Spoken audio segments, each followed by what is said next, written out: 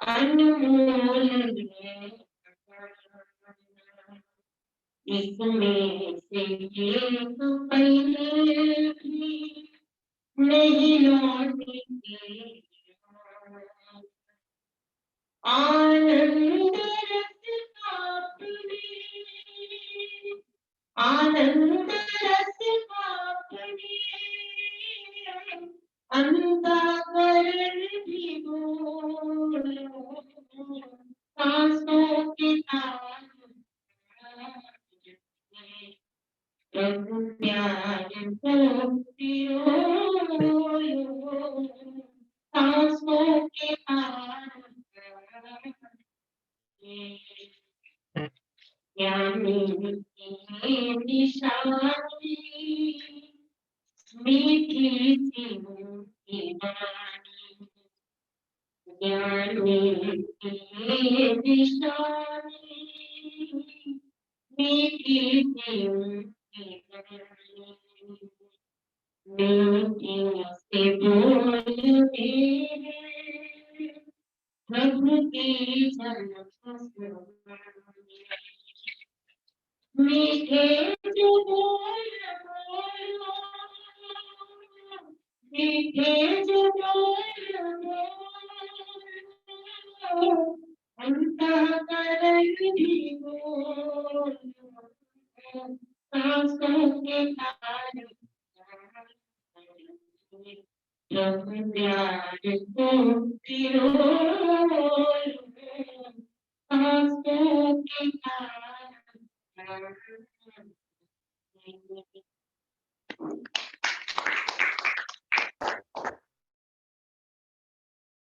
बहुत ही सुंदर भजन।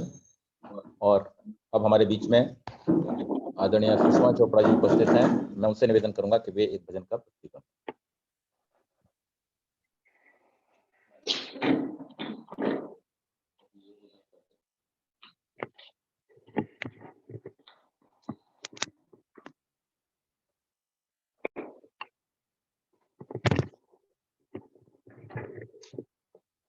सबको नमस्ते।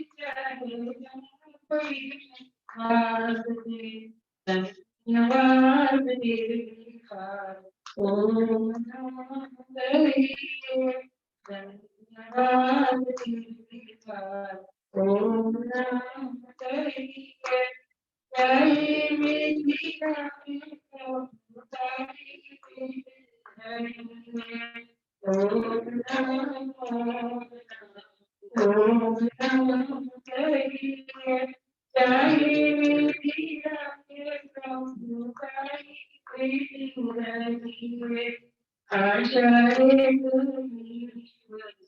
तुझी आशा छोड़ दे करे तो प्रभु तुझा नाता तोड़ दे साधु संग हो अंग अंग रंगिए साधु संग हो अंग अंग रंगिए जय विधि रखे प्रभु जय विधि रखिए ओम नमो ओम नमो जय विधि रखे प्रभु जय विधि रखिए धन्यवाद। बहुत ही सुंदर भजन। और अब हमारे बीच में आदरणीय श्रीमती चोपड़ा जी, मधु छाबड़ा जी उपस्थित हैं। उनसे निवेदन करूंगा कि वे एक भजन का प्रस्तुतिकरण।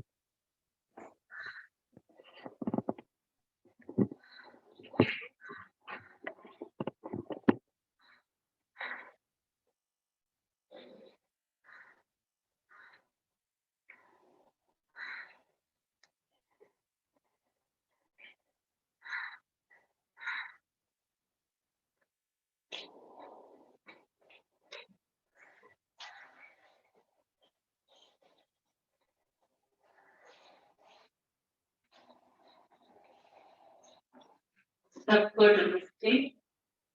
मन्ना मोदी पड़ी ओम नाम दे अंदर मन्ना मोदी पड़ी ओम नाम दे अंदर ओम नाम दे अंदर प्रभु नाम दे अंदर ओम नाम दे अंदर प्रभु नाम दे अंदर मन्ना मौज पड़ी ओम नाम दे अंदर उदे सब दुनिया दावाई है उदे सब दुनिया दावाई है उदे शाम दशा सवाई है उदे शाम दशा सवाई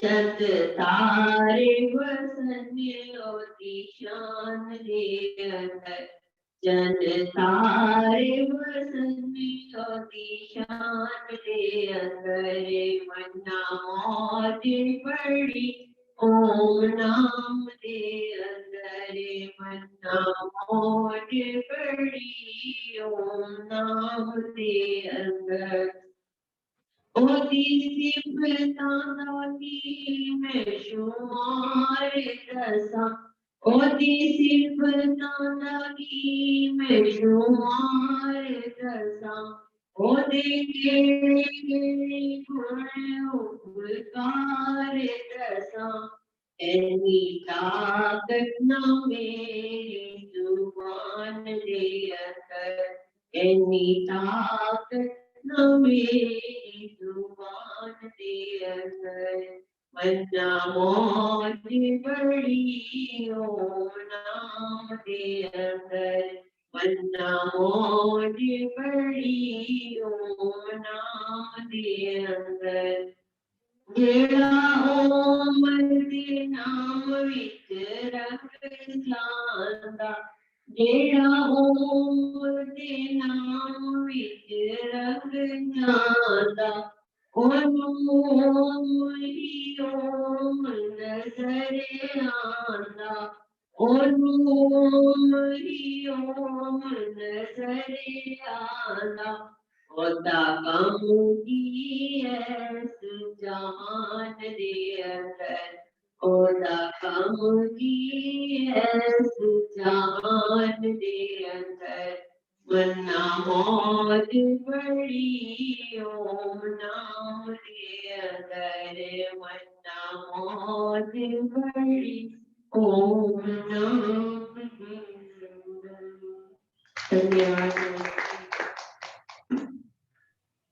बहुत ही सुंदर भजन। अब मैं आदरणीय विनोद छाबड़ा जी से निवेदन करूंगा कि वे भी एक भजन का प्रस्तुतिकरण करें।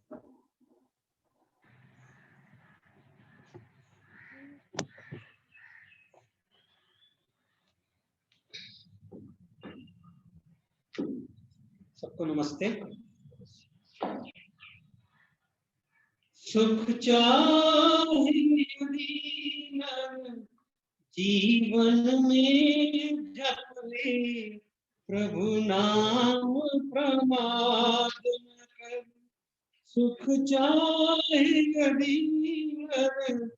जीवन में जप ले प्रभु नाम प्रमाद न कर। है वही सुमरने योग्य सखा बस और किसी को याद न कर। सुख चाहे यदि नर जीवन में जप ले प्रभु नाम प्रमाद न कर। अस्थिर है जग की ठाट सभी गर्भ बिछुड़ जाए अचरज ही क्या। अस्थिर है जग की ठाट सभी गर्भ बिछुड़ जाए अचरज ही क्या। हो शोक मोह के वशीभूत हो शोक मोह के वशीभूत सिर धुन कर पश्चाताप न कर। सुख चाहे यदि कर जीवन में जप ले प्रभु नाम प्रमाद न कर। धन माल बटोर अपार भले धन माल बटोर अपार भले पर इतना ध्यान अवश्य रहे। अपना घर बार बसाने को गैरों का घर बर्बाद न कर। अपना घर बार बसाने को गैरों का घर बर्बाद न कर। सुख चाहे यदि नर जीवन में जप ले प्रभु नाम प्रमाद न कर। पर निंदा को तज कर प्रकाश पर निंदा को तज कर प्रकाश आदर्श बना निज जीवन को। सद्ज्ञान प्राप्त कर सज्जन से दुर्जन से व्यर्थ विवाद न कर। सुख चाहे यदि नर जीवन में जप ले प्रभु नाम प्रमाद न कर। है वही सुमिरने योग्य सखा बस और किसी को याद न कर। सुख चाहे यदि नर जीवन में जप ले प्रभु नाम प्रमाद न कर।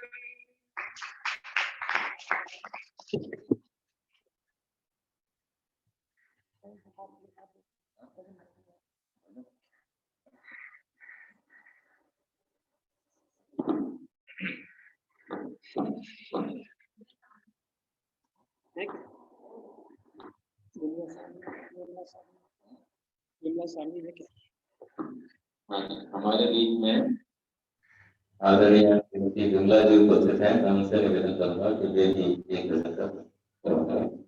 आदरणीय श्रीमती विमला जी। विमला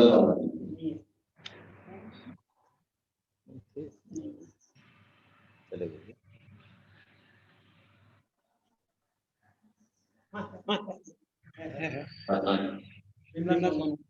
अपने आप को अनम्यूट कर लीजिए प्लीज। श्रीमती विमला कौन है?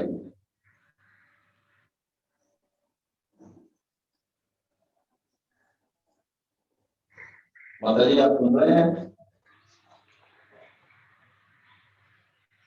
विमला माता जी आप सुन रहे हैं? कैलाश माता जी,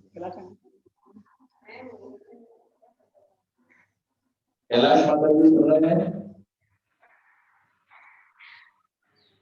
कैलाश माता जी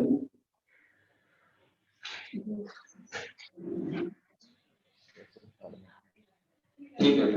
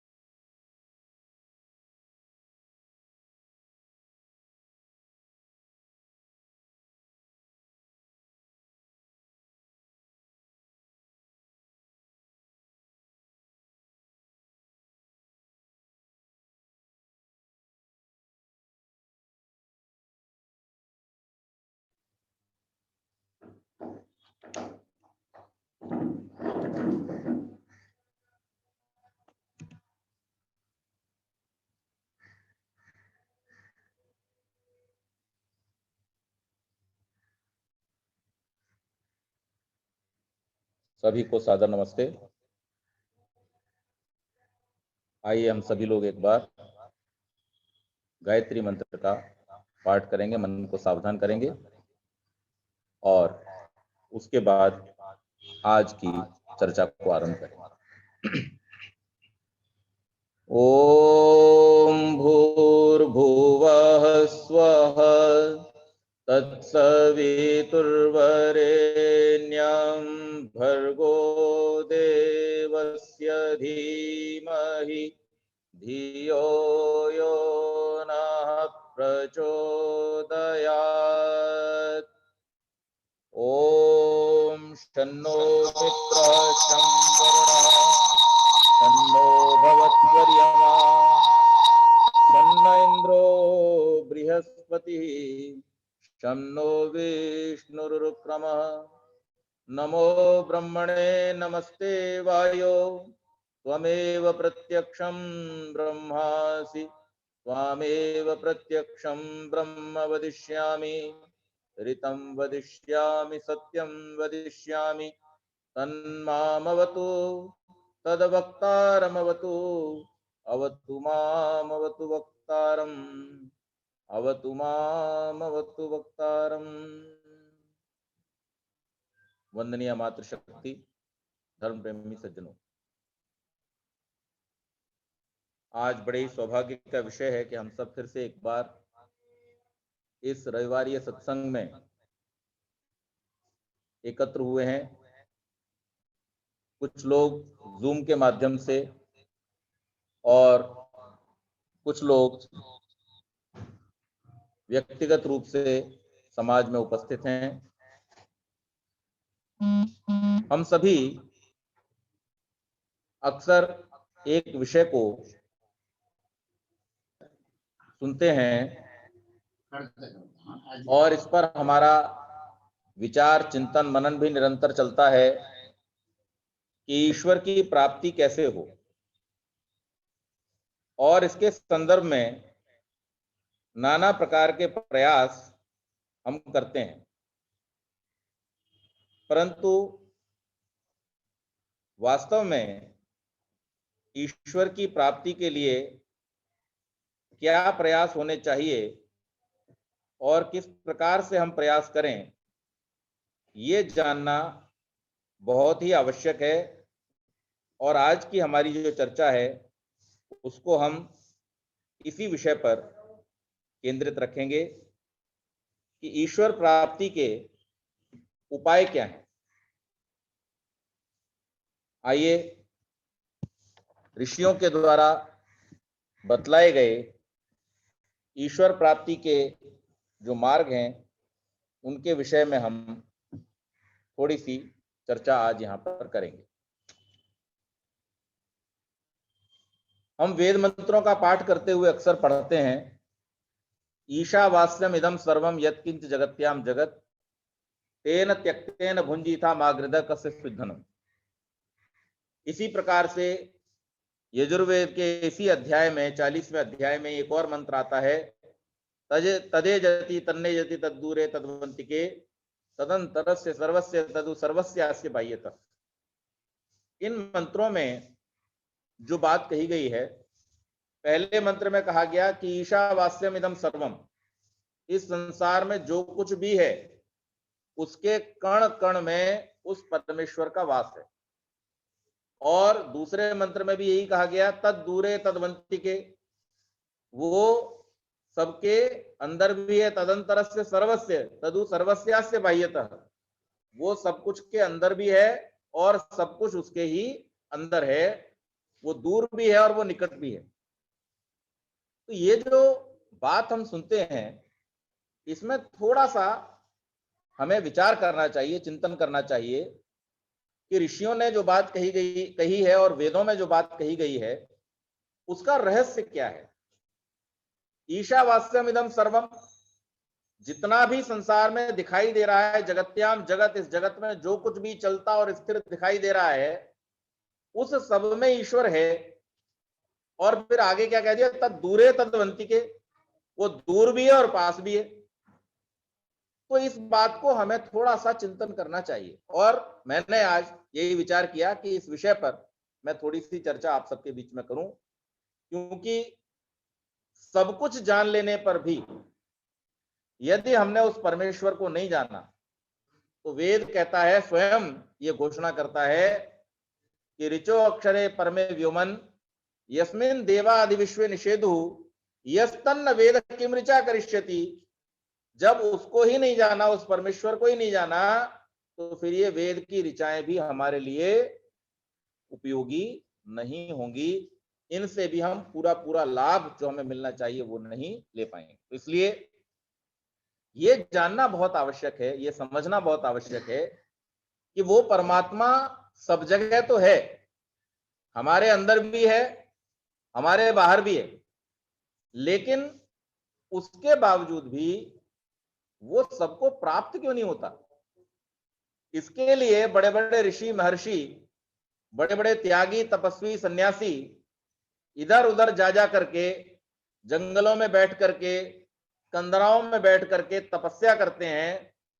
ऋषियों ने इसी के लिए योग का इतना बड़ा विधान किया है, ऋषियों ने इसी के लिए वेदांत आदि का इतना बड़ा विधान किया है। तो ये ऋषियों ने जो इतनी विवेचना की है, ऋषियों ने जो इतने उपाय और प्रयास बतलाए हैं, और वेद मंत्र कह रहा है कि सब जगह है, दूर भी है और पास भी है, तो इसका रहस्य क्या है ये समझना बहुत आवश्यक है और इसे हम समझने का प्रयास करेंगे। तो ये बात किसी भी प्रकार से संशयात्मक नहीं है कि वो परमात्मा इस संसार के कण कण में बसा हुआ है। ये बात बिल्कुल ठीक है, इस बात में किसी प्रकार का कोई संदेह नहीं है। लेकिन जो दूसरी बात कही गई, तद दूरे तद्वंतिके, वो दूर है और वो पास भी है, तो यहां पर हमें समझना है कि दूर किससे और कैसे और पास किसके और कैसे। तो परमेश्वर उनसे दूर है जो परमेश्वर से दूर है। परमेश्वर किससे दूर है? जो परमेश्वर से दूर हैं, और जो परमेश्वर के निकट है परमेश्वर उनके निकट। एक कथा बहुत ही प्रसिद्ध, एक बार एक व्यक्ति जो प्रतिदिन प्रातःकाल जाया करता था समुद्र के किनारे टहलने के लिए, रोज रेत पर टहला करता था। हर एक व्यक्ति के जीवन में परिस्थितियां परिवर्तित होती हैं। महाभारतकार ने लिखा है, सुखस्यानंतरम दुखम दुखस्यानंतरम सुखम सुख दुख मनुष्याणाम चक्रवत परिवर्ततः। ये सुख और दुख का चक्र हमारे पूर्व कर्मों के अनुसार निरंतर चलता रहता है।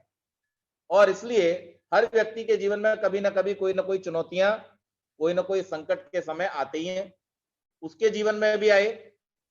जब संकट का समय आया तो सबने उसका साथ छोड़ दिया, सबने साथ छोड़ दिया। कोई भी उसका साथ देने वाला संसार में नहीं दिखाई देता था।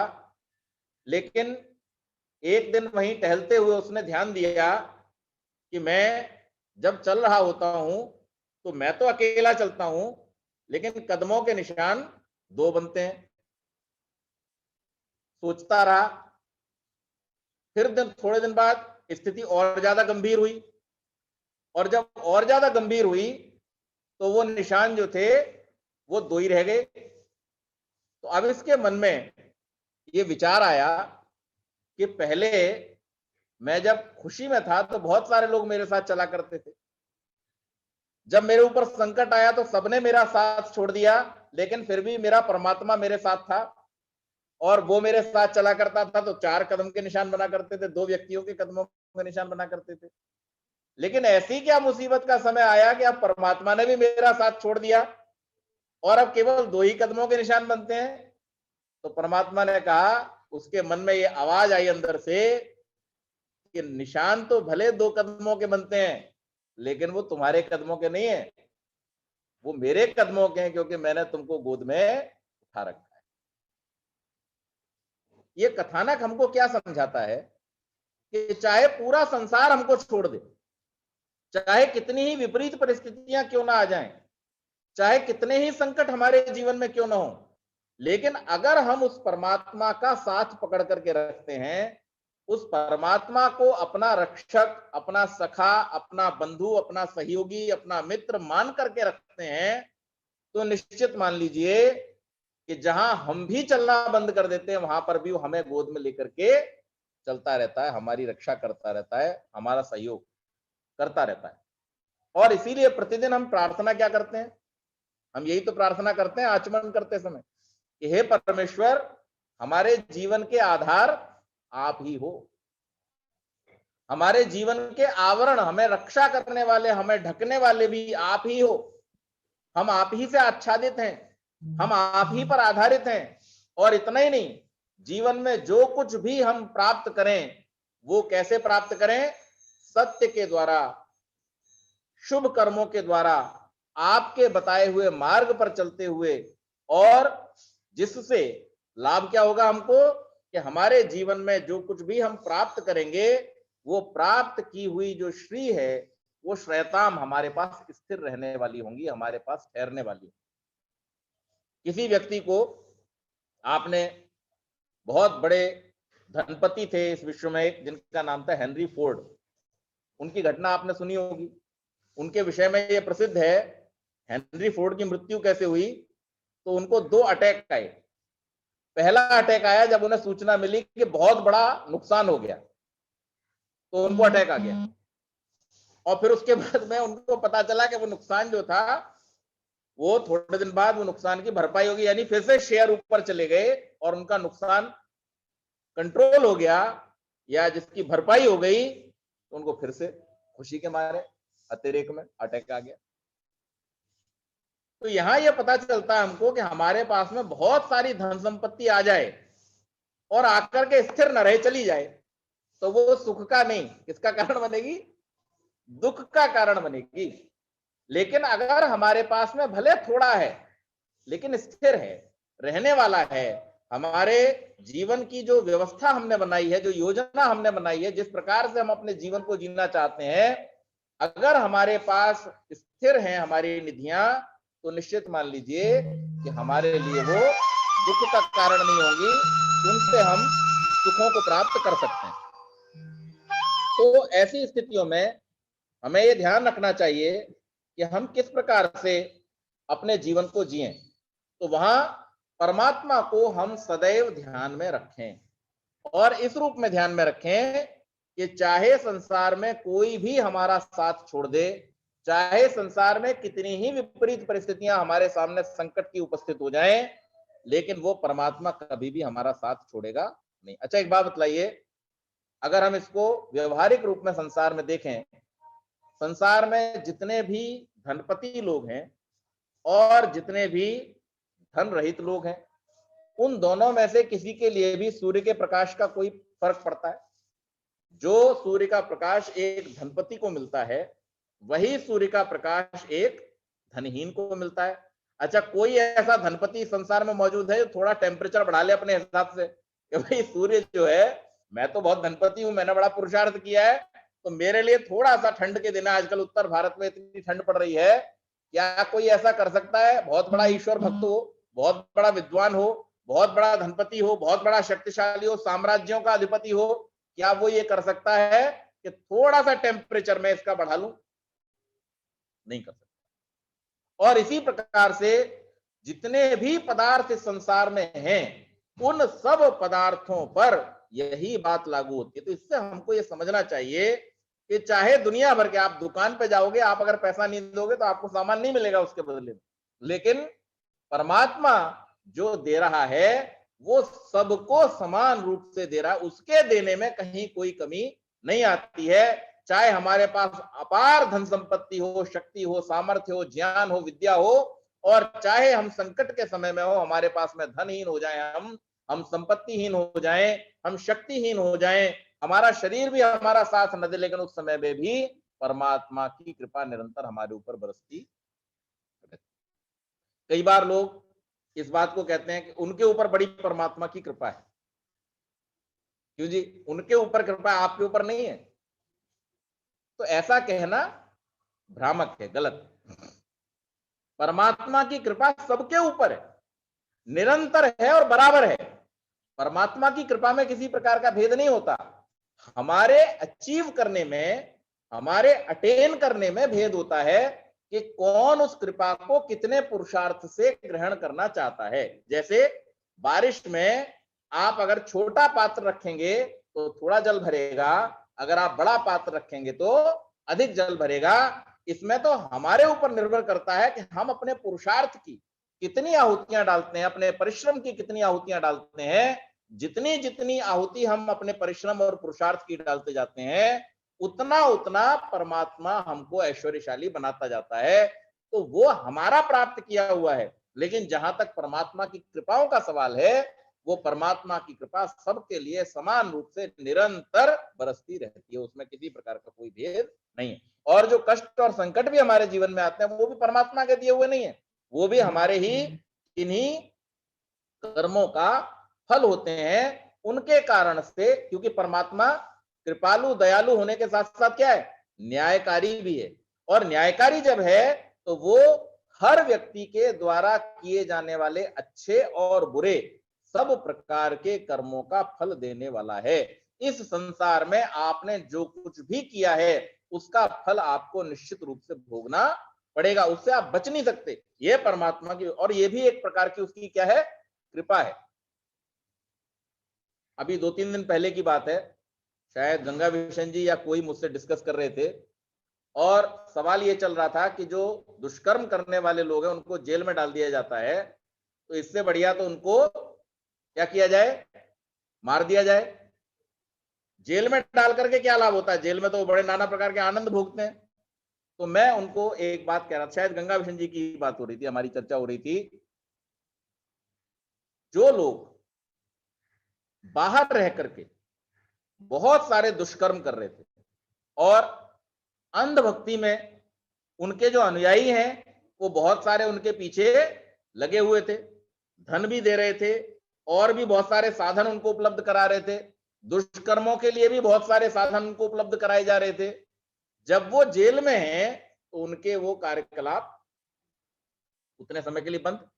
तो ये क्या हो रहा है? उनका, ये उनका भला हो रहा है, वो आगे किए जाने वाले दुष्कर्मों से बच रहे हैं। महर्षि दयानंद सरस्वती से भी ये प्रश्न किया कि आप एक तरफ तो कहते हो परमात्मा न्यायकारी है, दूसरी तरफ कहते हो दयालु है, तो जब न्यायकारी है तो दयालु कैसे हुआ, और दयालु है तो न्यायकारी कैसे हुआ?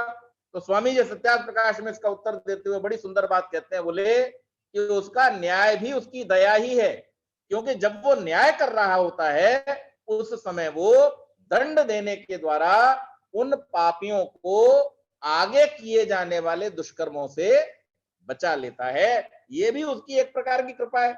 और ज्यादा कुकर्म किए होते तो और ज्यादा अधम शरीरों में चले जाते। तो इसलिए वो परमात्मा जो न्याय करता है वो भी उसकी कृपा ही है। तो आइए हम आज ये जानने का प्रयास करेंगे कि वो परमात्मा है तो हमारे निकट, व्यापक तो वो कण-कण में है, लेकिन उसको पाने का सही मार्ग क्या है। और वो सही मार्ग हमें कई जगहों पर दिखाई देता है। हम देखें, वेदों का जो क्रम है ऋषियों ने बतलाया, वो क्या है? ऋग्वेद, यजुर्वेद, सामवेद और अथर्ववेद। ऋग्वेद क्या है? ज्ञान कांड है। यजुर्वेद क्या है? कर्म कांड है। और सामवेद क्या है? उपासना कांड है। इसी प्रकार से हमारे इस शरीर को हम देखें, इस शरीर में भी कैसी योजना बनाई है परमात्मा ने। सबसे पहले क्या होता है हमको? ज्ञान। हमारी ज्ञानेंद्रियां जो हैं वो बहुत दूर से ही ग्रहण करने में समर्थ हैं। शब्द को ग्रहण करने के लिए हमें शब्द के पास कान लगाना पड़ता है? नहीं, बहुत दूर होता हुआ शब्द भी हमको सुनाई दे जाता है। बहुत दूर होने वाला घटना जो है वो भी हमको आंखों से दृश्य हमको दिखाई दे जाता है। बहुत दूर जो फूल फवीले हैं उनकी खुशबू हमको सुनाई दे जाती है। तो ये सारे के सारे जो ज्ञानेंद्रियां परमात्मा ने हमको दी हैं, ये ज्ञान का विषय कैसा है? सबसे पहले आता है। कोई पदार्थ खाने से पहले हम क्या करते हैं? चख लेते हैं। और चख करके हमको पता चल जाता है ना कि खराब है कि अच्छा है। अच्छा, घर में कुछ सामान बना हो और ऐसा सामान हो जो 2-4-5 दिन चलाने वाला हो, लड्डू वगैरह जो हम बनाते हैं, बर्फी वगैरह बनाते हैं, तो कई बार क्या होता है, जब ज्यादा दिन हो गए, रखे रह गए, ध्यान में नहीं रहा, अब फिर डब्बा खोला, कई दिन बाद ध्यान आया कि भाई अरे लड्डू बनाए थे वो तो रखे ही रह गए, तो खाई नहीं किसी ने। तो फिर सबसे पहला क्या कार्य माताएं क्या करती है? पहले सूंघती हैं। सूंघ करके, अब सूंघने में सब व्यवस्थित है, तो फिर चख करके देखती हैं कि टेस्ट तो खराब नहीं हुआ, अभी दुर्गंध तो नहीं आ रही है, लेकिन टेस्ट खराब हो जाता है कई बार। तो टेस्ट अगर खराब है तो फिर कोई अंदर लेके जाता है उस पदार्थ को, बाहर ही उसको विदा कर देते हैं कि भाई नहीं, अब तुम खाने योग्य नहीं रहे। तो सबसे पहले ज्ञानेंद्रियां, ज्ञान का विषय, उसके बाद कर्मेंद्रियां, कर्म का विषय, और उसके बाद में फिर उपासना के लिए मन बुद्धि चित्त आदि। तो अगर हम इस क्रम को देखें संसार में, ये एक दृष्टि है। हम संसार को जैसे देखेंगे, जिस प्रकार से देखना चाहेंगे, हमें संसार वैसा ही दिखाई देगा। तो हम जब अपने परमात्मा की निकटता को प्राप्त करने के लिए विचार करते हैं कि कैसे हम उसकी निकटता प्राप्त करें, तो हम सृष्टि में उसके क्रम को देखते हैं, और उसका क्रम हमें दिखाई देता है कि पहले ज्ञान, फिर कर्म, और उसके बाद में उपासना। जो व्यक्ति इस क्रम में व्यवधान उत्पन्न करेगा, जो व्यक्ति इस क्रम से नहीं चलेगा, उस व्यक्ति को ईश्वर की निकटता प्राप्त नहीं होगी। उसका कारण है परमात्मा और इस संसार को जो सबसे पहले जानेगा नहीं, जाने बिना ही इस पर अपने कार्य करने लगेगा, वो व्यक्ति कभी भी लाभ नहीं उठा पाएगा। न पदार्थों का लाभ उठा पाएगा और न परमात्मा के सानिध्य का लाभ उठा पाएगा। परमात्मा तो है सब जगह, सबको मालूम है कि सब जगह परमात्मा है, लेकिन उसका अनुभव कितने लोग कर पाते हैं जीवन में? नाम मात्र को। कोई ही शायद बिरले होते होंगे जिनको परमात्मा का भी अनुभव हुआ हो।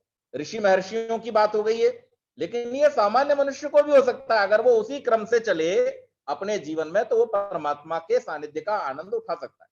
तो कैसे होगा? सबसे पहले ज्ञान, ठीक ज्ञान होना। ठीक ज्ञान जब तक नहीं होगा, ऋते ज्ञानान न मुक्ति, ज्ञान के बिना मुक्ति संभव नहीं है। और परमात्मा का ज्ञान कैसे होता है? परमात्मा के विषय में मैंने पहले भी एक बार आपको बतलाया था कि परमात्मा को सबसे पहले मानना पड़ता है। जब आप मानोगे तब आप जानोगे। और मानना किसको है? मानना उसको है जिसका वर्णन ऋषियों ने हमारे जानने के लिए किया हुआ है। ये एक बहुत ही बड़ा रहस्य है जो हमें समझने की आवश्यकता होती है। हम किसको माने और मान करके किसको जाने, जान करके माने या मान करके जाने, इसी में लोग अटके रह जाते हैं और काम बिगड़ जाता है, समय निकल जाता है। परमात्मा किसका विषय है? मानने का है, तो जानने का, लेकिन जानने में भी उसका जानना जो है वो मानना है। क्यों है ऐसा?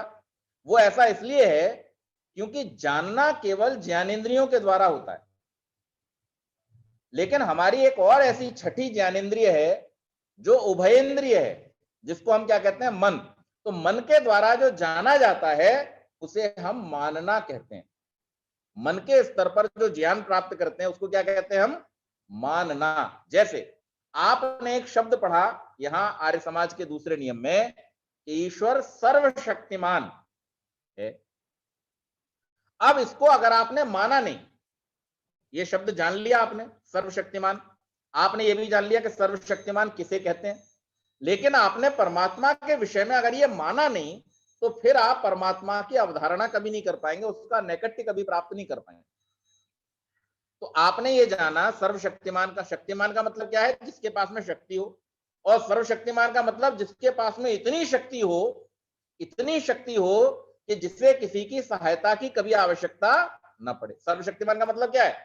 स्वामी जी स्पष्ट कर रहे हैं इसको। सर्वशक्तिमान का मतलब ये नहीं जिसके पास सब कुछ करने की शक्ति हो, नहीं।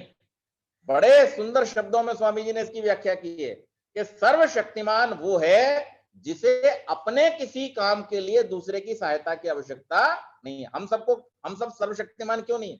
शक्तिमान तो हम ही, हमारे पास भी शक्ति है, दुनिया भर के काम हम करते हैं, लेकिन हम सर्वशक्तिमान नहीं। क्यों? क्योंकि अपने हर कार्य के लिए हमें दूसरों के सहयोग की आवश्यकता होती है। आज हम यहाँ पर सभी वस्त्र पहन करके बैठे हैं। अब ये वस्त्र क्या हमने बनाया? नहीं, इसका कॉटन किसी और ने उगाया। उस कॉटन को उगाने के लिए जो हल बनाने की व्यवस्था वो किसी और ने की। उस हल के बनाने के लिए जो लकड़ी थी वो किसी और ने काटी, जो लोहा लगा वो किसी और ने निकाला, उस लोहे को साफ किसी और ने किया। फिर ये कॉटन उग गया तो उसको काटने के लिए भी बहुत सारे सहयोगियों की आवश्यकता पड़ी, उसको साफ करने के लिए और सहयोगियों की आवश्यकता पड़ी, उसको साफ करके फैक्ट्री में लाने के लिए ट्रांसपोर्ट की पूरी व्यवस्था। उस व्यवस्था को भी अगर आप ऐसे ही तोड़ते चले जाओ, पत्ते उखाड़ते चले जाओ, तो ट्रांसपोर्ट के लिए हमारे आदरणीय गर्ग साहब बैठे हैं, ट्रांसपोर्ट का इनका काम है। ट्रक कौन बनाता है? हम जिस कंपनी में काम करते थे वो ट्रक बनाती है टाटा मोटर्स। तो टाटा मोटर्स में कितने हजार लोग काम कर रहे हैं। बिजली जो हम टाटा मोटर्स में इस्तेमाल कर रहे हैं वो कितने लोग बन करके उस व्यवस्था में लगे हुए हैं। पेट्रोल जो उस गाड़ी में डीजल लगता है उस डीजल की व्यवस्था में कितने लोग लगे हुए हैं। यानी अगर हम देखें तो हमारे जीवन के छोटे से छोटे पदार्थ जिसका हम उपयोग कर रहे हैं, इसके अंदर एक बहुत बड़ी सामाजिक व्यवस्था काम कर रही होती है। हम अपने कार्यों को स्वयं पूरी तरह से नहीं कर सकते, इसलिए हम शक्तिमान तो हैं लेकिन हम सर्वशक्तिमान नहीं है। लेकिन मुझे आप ये बतलाओ कि जब परमात्मा सूर्य चंद्रमसौ धाता यथा पूर्व कल्पयत, जैसी पिछली सृष्टियों में उसने नाना प्रकार के ग्रह, नक्षत्र, सूर्य, चंद्रमा, पृथ्वी, वृक्ष, वनस्पतियां आदि बनाए थे, वैसा ही जब अगली सृष्टि में निर्माण करता है तो उस समय कितने लोग उसका सहयोग करने वाले होते हैं? कोई भी उसका सहयोग करने वाला होता। और इसीलिए क्या कहता है ऋषि, फिर वेद मंत्र क्या कहता है? हिरण्यगर्भ समवर्तताग्रे, इस संसार में सबसे पहले, इस सृष्टि के निर्माण से भी पूर्व, समवर्तताग्रे, वो सबसे पहले वर्तमान था, सृष्टि के बनने से पूर्व भी वर्तमान था, सृष्टि के नष्ट हो जाने के बाद भी वर्तमान रहेगा, वो परमात्मा ही था। तो सर्वशक्तिमान शब्द केवल इतने से नहीं समझ में आएगा कि हमने नियम में याद कर लिया सर्वशक्तिमान। हमें उस पर विचार करना होगा, और विचार करके जब उसकी सर्वशक्तिमत्ता को देखेंगे तब हमारे हृदय के अंदर जो आनंद की लहर उत्पन्न होती है उससे हम परमात्मा को जान पाते हैं, उसकी निकटता प्राप्त करते हैं। ऐसे नहीं होगा, और एक एक रोम खड़ा हो जाएगा जब आप उसको अनुभव करेंगे। इसी प्रकार से परमात्मा, दूसरा शब्द क्या बोला? न्यायकारी, दयालु, अजन्मा, अनंत। अब आप एक एक शब्द पे विचार करते चले जाइए। हम कैसे हैं? शांत हैं, जन्म लिया, मृत्यु हो जाएगी। आत्मा के स्तर पर तो हम भी अनादि और अनंत हैं, लेकिन ये जो शरीर जिसे हम अपना स्वरूप समझ बैठे हैं, इस स्तर पर अगर हम देखें तो क्या है?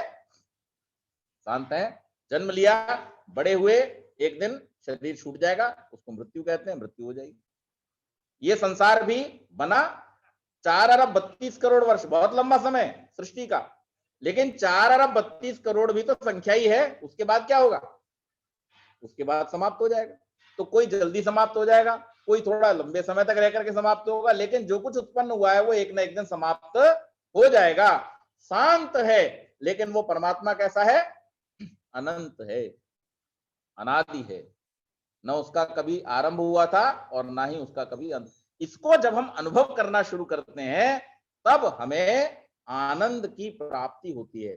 आप परमात्मा के एक एक गुण पर चिंतन करना शुरू कीजिए। स्वामी जी ने सत्यार्थ प्रकाश के प्रथम समोल्लास में जिन नामों की ईश्वर के चर्चा की है और जो व्याख्या उन्होंने उसके साथ में की है, उसको केवल पढ़िए मत, उसको अनुभव कीजिए। और जब आप उसे संसार के अंदर देख करके अनुभव करना शुरू करेंगे कि अरे जो कुछ भी संसार में दिखाई देता है ये सब तो क्षण भंगुर है, थोड़े समय तक रहने वाला है, लेकिन वो परमात्मा जो नाना प्रकार से इन पदार्थों का निर्माण करता हुआ अनेकानेक सृष्टियों में बार बार इसी ज्ञान को और इस सृष्टि को निर्मित करता है और हमारे कल्याण के लिए हमको देता है, वो परमात्मा तो वास्तव में दिव्य है, अनंत है, अनादि है, अनुपम है। उसकी उपमा भी कोई नहीं संसार। और वही सबका आधार है। किसके आधार पर टिके हैं सारे? ये सारे संसार के पदार्थ जो दिखाई देते हैं ये किस पर टिके हुए हैं? कहां टिके हुए हैं? आप कहोगे जी गुरुत्वाकर्षण पर टिके हुए हैं। तो गुरुत्वाकर्षण क्या है फिर? किसका आकर्षण है गुरुत्व में? तो फिर हमें पता चलेगा कि उस परमात्मा का ही आकर्षण है। उसी के आकर्षण में ये सब के सब पदार्थ टिके हुए हैं। और वेद मंत्र इसकी प्रतिज्ञा करता है, ये न देवरुग्रा पृथ्वी चंद्रणा ये न स्वस्थवितम ये न नाका यो अंतरिक्ष रहसो विमान कस्मै देवाय अभिषा विदेम। कि वो परमात्मा ही इन पदार्थों को, बड़े बड़े ग्रह नक्षत्रों को, उग्र स्वभाव वाले भी और शीतल स्वभाव वाले भी, ऐसे बड़े बड़े ग्रह नक्षत्रों को क्या करता है? बनाता है। सिर्फ बनाता ही नहीं है, आकाश में घुमाता है। कैसे घुमाता है? जैसे पक्षी आकाश में उड़ते हैं, भ्रमण करते हैं, ऐसे ही तो घूम रहे हैं सारे। इसी प्रकार से परमात्मा की सुंदर व्यवस्था है। तो जब परमात्मा को हम जानते हैं और जान करके मन के स्तर पर हम उसको मानते हैं, तो ये ज्ञान और उस पर किया गया मनन हमें परमात्मा के निकट ले जाने वाला। और जब जान लिया तब फिर क्या किया? फिर दूसरा जो परमात्मा की निकटता को प्राप्त करने का साधन है वो क्या है? कर्म। अगर हमने जान तो बहुत कुछ लिया लेकिन कर्म के रूप में उसको इंप्लीमेंट नहीं किया, उसको अपनाया नहीं, तो मान लीजिए कि वो हमारा ज्ञान किसी काम का नहीं। आपको जानकारी है कि किस दवा के खाने से रोग समाप्त होगा, दवा भी आपके पास में उपस्थित है, लेकिन आपने उस दवा का सेवन नहीं किया, खाया नहीं। क्यों जी? रोग दूर हो जाएगा? नहीं हो जाएगा।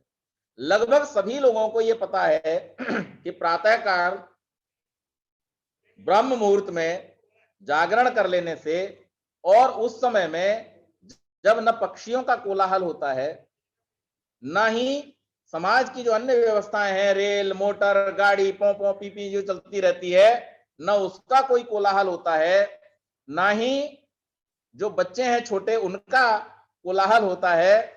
जब किसी प्रकार का कोलाहल नहीं होता, जब सब प्रकार से शांति होती है, उस समय में हम शांत मन से परमात्मा का ध्यान कर सकते हैं। सबको मालूम।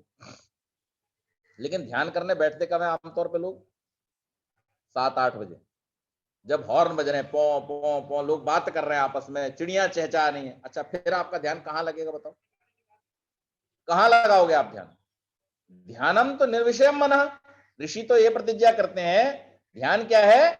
निर्विषय जब मन हो जाए, जब कहीं किसी प्रकार का कोई कोलाहल न बाहर रह जाए, न किसी प्रकार का कोलाहल अंदर रह जाए, जिस समय में मन पूरी तरह से निर्भ्रांत, जैसे जैसे किसी विक्षोभ रहित झील का जल होता है जिसमें आपको आपका चेहरा, आपका प्रतिबिंब दिखाई देता है, उसी प्रकार से जब हमारे मन के सारे विक्षोभ समाप्त हो जाते हैं, तब स्वरूप का दर्शन होता है, अपने रूप का दर्शन वहां पर होता है। और जब तक आप अपने साथ ही नहीं मिले, जब तक आपकी अपने साथ ही मुलाकात नहीं हुई, तब आप परमात्मा के साथ में कैसे मिलेंगे परमात्मा का दर्शन? क्योंकि वो तो अपने से भी सूक्ष्म है, आत्मा से भी अधिक सूक्ष्म है। तो कर्म के रूप में उसको परिवर्तित करना कि वो परमात्मा जिस प्रकार से संसार में सबका कल्याण कर रहा है, वो परमात्मा सूक्ष्म रूप में जैसे इस संसार का संचालन कर रहा है, और वो परमात्मा जिस प्रकार से इस संसार के प्रत्येक छोटे बड़े प्राणी के लिए योगक्षेम की और न्याय की व्यवस्था कर रहा है, इसी प्रकार से हम भी अपने जीवन के कर्मों का निर्धारण करें। कई बार कुछ लोग इस बारे में भी भ्रांत रहते हैं कि जब तक हम संसार में हैं, संसार के बीच में व्यवहार कर रह रहे हैं, तब तक हम परमात्मा को प्राप्त नहीं कर सकते। ये भी एक बहुत बड़ी भ्रांति है। अगर ऐसा होता तो फिर इस संसार के लिए जो ऋषियों ने वानप्रस्थ और वानप्रस्थ से पहले गृहस्थ और गृहस्थ से पहले भी ब्रह्मचर्य, इन आश्रमों की जो व्यवस्था की है, वो व्यवस्था की आवश्यकता है कि सबको सन्यासी बना देते सीधे। क्यों जी? संसार का क्रम ही समाप्त हो जाता। संसार का क्रम ही समाप्त हो गया, न कोई जन्म लेगा और न किसी को झंझटों में पड़ना पड़ेगा। ऐसा हो सकता है क्या? ऐसा नहीं। वास्तव में जो जहां है, अगर वो अपने कर्मों को ज्ञान पूर्वक कर रहा है, जो उसका कर्तव्य है उस कर्तव्य का ठीक प्रकार से निर्वाह कर रहा है, और ईश्वर की व्यवस्था को मान करके, वेदों की व्यवस्था को मान करके समाज में सबके कल्याण के लिए जो कार्य कर रहा है, ऐसा जो व्यक्ति है वो सब समय में, सब स्थान पर, सब आश्रमों में रहते हुए उस परमात्मा के आनंद को अनुभव कर सकता है, उसका लाभ प्राप्त कर सकता है। इसमें कोई दो राय नहीं, किसी प्रकार का इसमें भ्रम नहीं है। बस आवश्यकता इस बात की है कि जो ज्ञान हमने अपने बारे में और परमात्मा के बारे में प्राप्त किया है, उसको हम इंप्लीमेंट कर दें, उसको हम कार्यान्वयन के रूप में ले आए। और इसके बाद में तीसरी चीज आती है उपासना। ज्ञान भी है, कर्म भी है, लेकिन अगर हम परमात्मा के पास बैठे ही नहीं तो आनंद कैसे मिलेगा? आनंद प्राप्त करने के लिए परमात्मा के पास में बैठना पड़ेगा। आप अगर परमात्मा के पास बैठते हैं, उसका लाभ प्राप्त करने के लिए आप बैठते हैं, क्यों जी? किसी से लाभ प्राप्त करना, डॉक्टर से हमें दवा लेनी है तो डॉक्टर के पास जाना पड़ेगा। आजकल ऑनलाइन भी होता है कंसल्टेशन, लेकिन ऑनलाइन में भी उसके पास जाते तो वर्चुअली जाते हैं, मीटिंग तो करनी पड़ती है ना। अच्छा, मान लीजिए कोई डॉक्टर जो आपको आमने सामने बैठ करके 15 मिनट में कंसल्ट करता है, आजकल वर्चुअली कंसल्ट करने में उनको आधा घंटा लगता है। क्यों? क्योंकि अब आपके शरीर को फिजिकली ना आपकी वो नब्ज देख पा रहे हैं, ना आपके स्टेथोस्कोप लगा करके आपकी पीठ, आपकी श्वास, इसका अनुभव कर पा रहे हैं। तो जो कुछ भी वो करना चाहते हैं, वो क्या करना पड़ता है उनको? आपके शब्दों पर, आपके व्याख्यान पर निर्भर रह करके ही उनको उसका निर्णय लेना होता है कि क्या तकलीफ है, क्या रोग है। तो जो काम 15 मिनट में हो जाता था, वो काम कैसे हो रहा है अब? आधे घंटे में हो रहा है। तो अगर हम साक्षात बैठे हैं तो जल्दी काम हो जाता है, लेकिन अगर हम दूर से हैं, वर्चुअली कनेक्टेड है, तो हमको ज्यादा समय लग रहा है। तो परमात्मा के पास में हमें वर्चुअली जाने की जरूरत तो नहीं है क्योंकि परमात्मा सब जगह सब समय उपस्थित है। ये बात तो हम जान चुके, लेकिन अब उस परमात्मा के साथ में बैठना तो पड़ेगा। अच्छा, कोई व्यक्ति अगर डॉक्टर साहब के पास में कॉल कनेक्ट करे और कनेक्ट करते ही फिर कहे कि अच्छा डॉक्टर साहब मैं चलता हूं, आप दवाई भेजते रहना, होगा जी काम? नहीं होगा। आपने उसके पास बैठ करके स्तुति, प्रार्थना, डॉक्टर साहब आपके बारे में बहुत अच्छा सुना है और बड़ी प्रशंसा मेरे मित्रों ने आपके विषय में की है। अभी हम जब बीमार हुए, आदरणीय गर्ग साहब ने, आदरणीय गिरुत्रा जी ने हमको यहाँ के बहुत सारे डॉक्टर्स के बारे में बताया कि इनके पास जाओ, उनके पास जाओ, और उनसे हमने बातचीत की। तो सबसे पहले जब ग्रीट करते हैं उनको, भैया आपकी हमने बड़ी प्रशंसा सुनी है और इसलिए हम ये उम्मीद लेकर के आपके पास आए हैं कि आप हमको ठीक कर देंगे। तो परमात्मा के पास भी जाने का तरीका क्या है? पहले स्तुति, हे परमेश्वर, आप इस संसार के बनाने वाले, इस संसार को चलाने वाले, और इस संसार में जो कुछ भी है उसके स्वामी आप ही हो। आरंभ में भी स्वामी आप ही हो और अल्टीमेटली भी स्वामी आप ही हो। हम तो न लेके आए हैं और न यहां से लेकर के हम कुछ भी जा पाएंगे। स्वामी दयानंद सरस्वती जब स्तुति, प्रार्थना, उपासना के 8 मंत्रों में सबसे पहले विश्वानि देव सवितर दुरितानि परासुव, इस मंत्र को लिखते हैं और उसका अर्थ जब करते हैं तो कितनी बढ़िया बात कहते हैं, हे सकल जगत के उत्पत्ति करता। शब्द देखो आप, और इन पर जब आप ध्यान दोगे तब आपको आनंद आना शुरू होगा स्तुति का। हे सकल जगत के उत्पत्ति करता, समग्र ऐश्वर्य युक्त शुद्ध स्वरूप सब सुखों के दाता। कमाल कर दिया, कैसी चार बातें कही हैं। हे सकल जगत के उत्पत्ति करता है परमेश्वर, हम जो हैं वो तुम्हारी वजह से हैं, तुम हमारी वजह से नहीं हो। आजकल एक डिबेट चलती है मूर्खों के बीच में। क्या डिबेट है कि भगवान ने ईश्वर को बनाया, भगवान ने आदमी को बनाया, आदमी ने भगवान को कल्पना कर ली। अरे उन मूर्खों से कोई जाकर के ये पूछे कि चल भगवान की तो तूने कल्पना कर ली, ये संसार कौन बना गया? तो हे ईश्वर, तुम इस सकल जगत के उत्पत्ति करता हो, और केवल उत्पत्ति करता ही नहीं हो, समग्र ऐश्वर्य युक्त हो। ये जितना कुछ भी वैभव है मेरे पास और मेरे से इतर, जिसको पाने के लिए मैं दिन रात भागता हूं, उस सबके भी कौन हो? तुम ही अल्टीमेट होल्डर हो, समग्र ऐश्वर्य युक्त। और इतना ऐश्वर्य, इतना वैभव, इतनी शक्ति, इतना ज्ञान होते हुए भी शुद्ध स्वरूप हो। किसी प्रकार का कोई दुर्गुण, किसी प्रकार का कोई भी अभिमान, किसी प्रकार का कोई दमन दूसरों का, उनके ऊपर अपनी शक्ति का, अहंकार का प्रदर्शन, ऐसा कोई भी दोष तुम्हारे अंदर नहीं है। शुद्ध स्वरूप हो और अपने शुद्ध स्वरूप में सब सुखों के दाता भी तुम ही हो।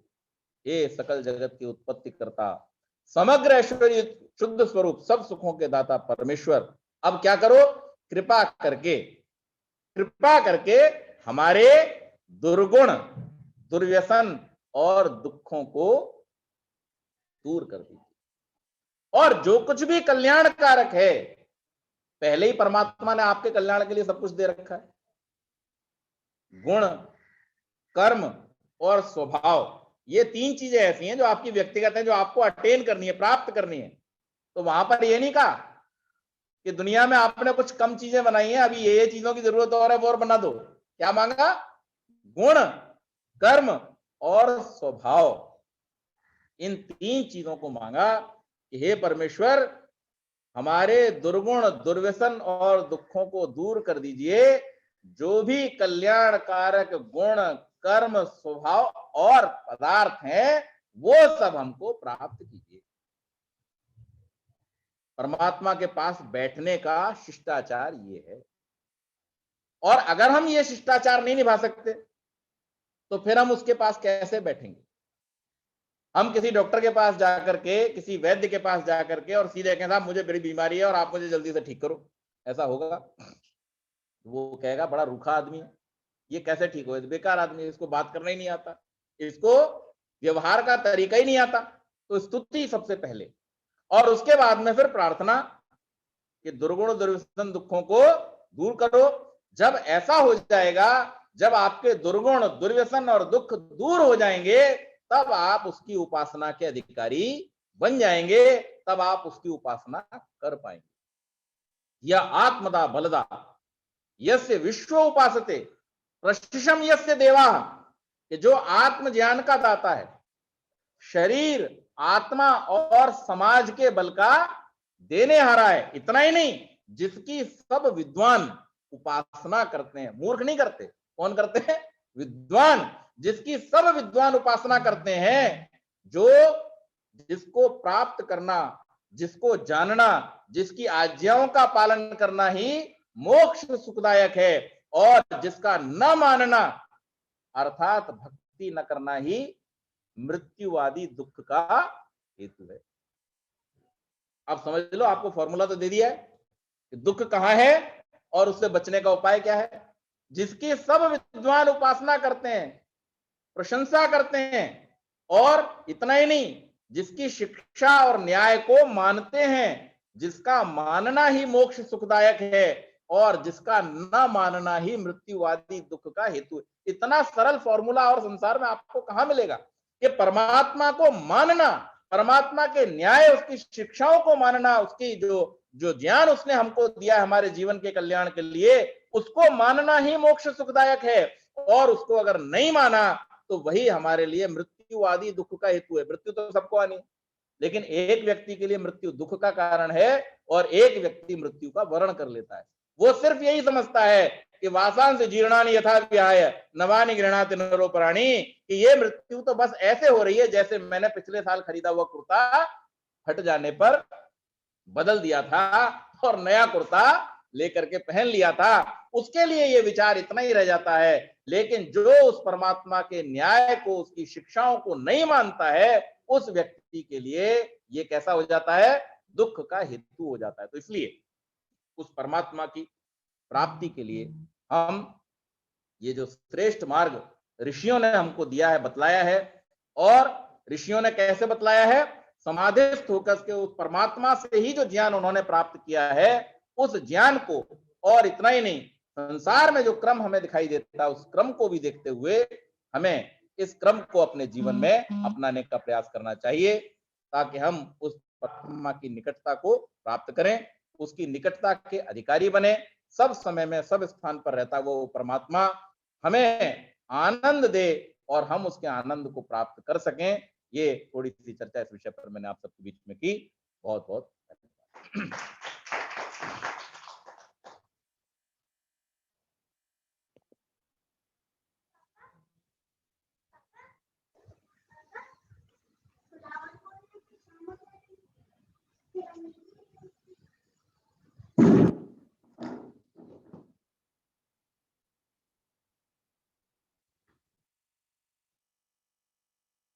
आदरणीय मातृशक्ति तथा बंधुभूषण, आज नागेश जी ने बहुत ही सुंदर तरीके से हमें ये बताया कि ईश्वर को कैसे पाया जाए।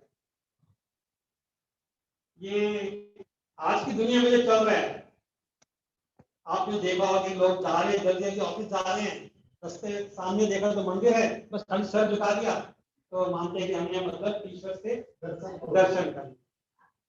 तो ऐसे भी उपाय लोग करते हैं। और या फिर आपने देखा होगा कि मैं नाम भी लूंगा, बड़े बड़े स्थल ऐसे हैं जहाँ मतलब बड़े बड़े मंदिर हैं, जहाँ पे अगर आपने ज्यादा चढ़ावा चढ़ाया तो पहले आपको दर्शन होगा, और जो कॉमन व्यक्ति है उसको बेचारा लाइन में खड़ा 3 घंटे, उसके बाद उसका नंबर है। ये भी लोग एक उपाय मानते हैं, परंतु ऐसा सुंदर उपाय ये सिर्फ हमारा आर्य धर्म या ऋषियों के जो उन्होंने बताया है तरीके, वही सही तरीके हैं।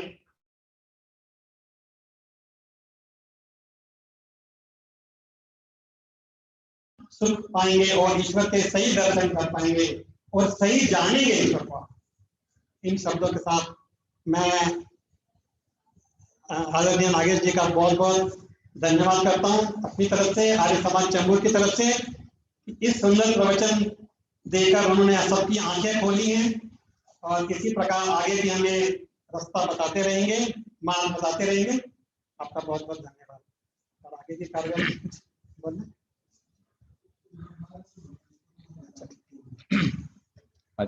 इनको कुछ बोलना है? अच्छा, आइए हम सभी आर्य समाज के नियमों का पाठ करेंगे।